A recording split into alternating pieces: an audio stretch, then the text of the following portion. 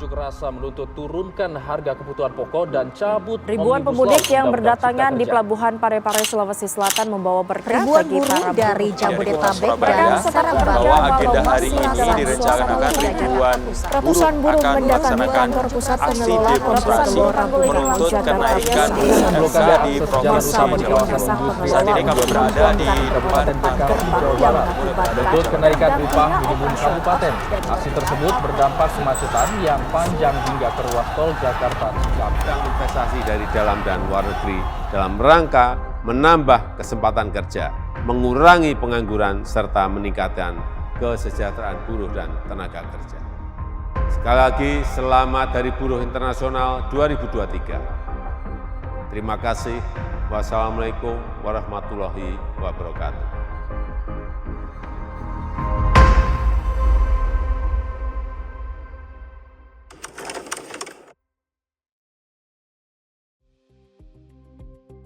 Peraturan Presiden disahkan dan ditandatangani oleh Presiden Susilo Bambang Yudhoyono di tahun 2013 yang menyatakan Hari Buruh Internasional jatuh pada tanggal 1 Mei, yang mana kemudian juga diresmikan sebagai Hari Libur Nasional. Jadi begitu singkatnya. Tapi apakah masyarakat Indonesia sudah betul-betul mengerti esensi dari Hari Buruh itu sendiri? Atau jangan-jangan mereka ini hanya ikut-ikutan demo saja? Mari kita tanya-tanya.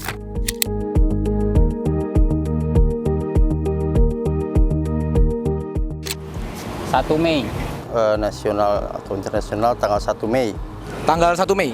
Oh, ini Hari Buruh. Hari Buruh itu 1 Mei. Karena gue anak Vespa, gue mau May Day.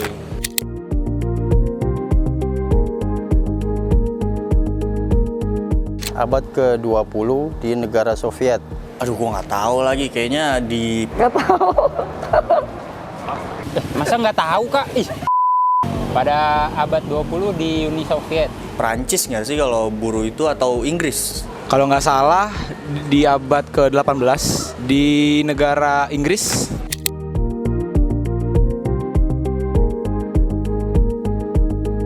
Kalau sekarang kan 8 jam gitu ya. Cuma kayaknya yang gue tahu kayak zaman dulu itu... Dulu 8 jam. 8 jam. 8 jam.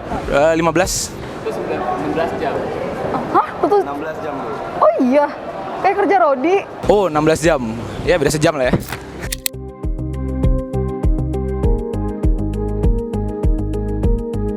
Ya, harapannya untuk Hari Buruh ini supaya karyawan bisa lebih sejahtera dari sebelumnya. Setiap tahunnya ya peningkatan lah sama Undang-Undang Cipta Kerja itu, ya kan? Kalau bisa direvisi atau dihapus lah cita keinginan buruh. Itu aja. Terima kasih. Keadilan para buruh itu tuh lebih diperhatiin lagi oleh para korporat dan ya wes kesetaraan buruh deh, kayak minimal kayak keadilan buruh, jam kerja dan lain-lain, kayak hak-haknya tuh lebih diperhatiin lagi. Ya, semoga semua pekerja, buruh itu semakin sejahtera hidupnya, makin banyak regulasi yang menguntungkan, yang tidak hanya menguntungkan korporasi, tapi juga pekerja-pekerja kasar maupun karyawan kan juga dihitungnya buruh kan, kalau menurut saya ya. Jadi semoga makin menguntungkan para pekerja lah di Indonesia. Semoga para buruh gajinya makin meningkat dan kerjanya semoga semakin jaya lah pokoknya.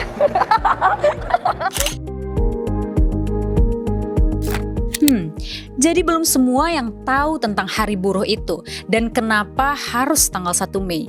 Apa yang membuat tanggal ini begitu penting? Atau kamu juga belum tahu?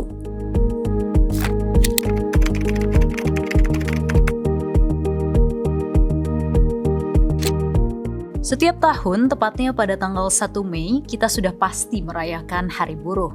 Hari ini menjadi hari penting bagi para pekerja di seluruh dunia, termasuk di Indonesia. Sebelum abad ke-19, istilah May Day atau Hari Buruh merujuk pada perayaan pergantian musim ke musim di Amerika Serikat. Pada saat itu, pada tahun 1884, kaum pekerja di Amerika Serikat ramai menyuarakan tuntutan bekerja 8 jam sehari. Bahkan, sejak awal abad ke-19, banyak perusahaan-perusahaan yang memaksa buruh memeras keringat selama 16 hingga 18 jam dalam satu hari.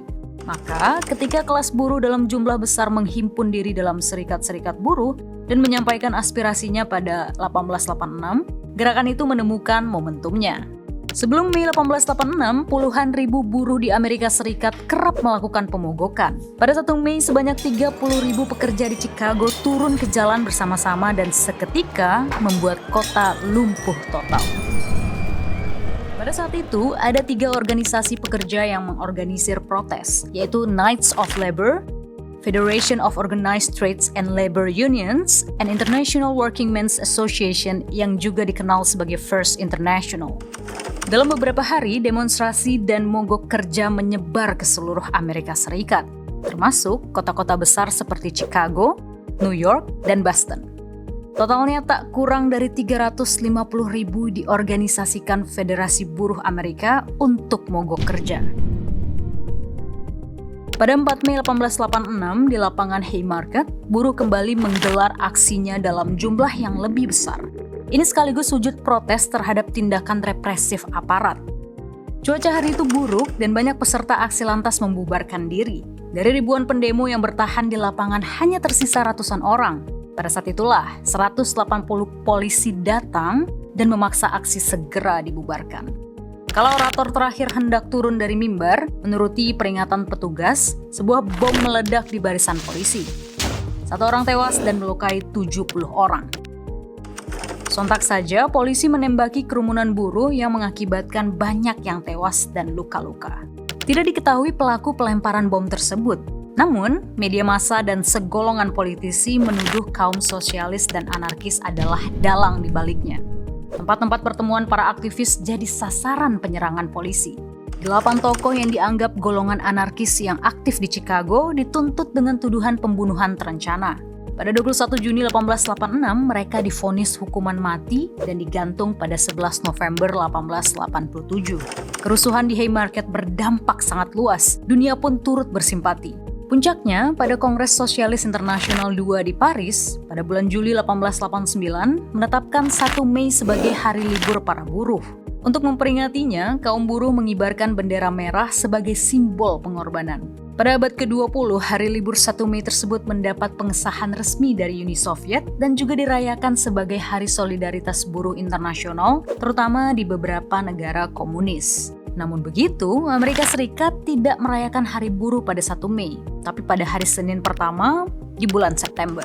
Ada beberapa pendapat yang menyatakan bahwa alasannya adalah untuk menghindari peringatan kerusuhan yang terjadi pada tahun 1886.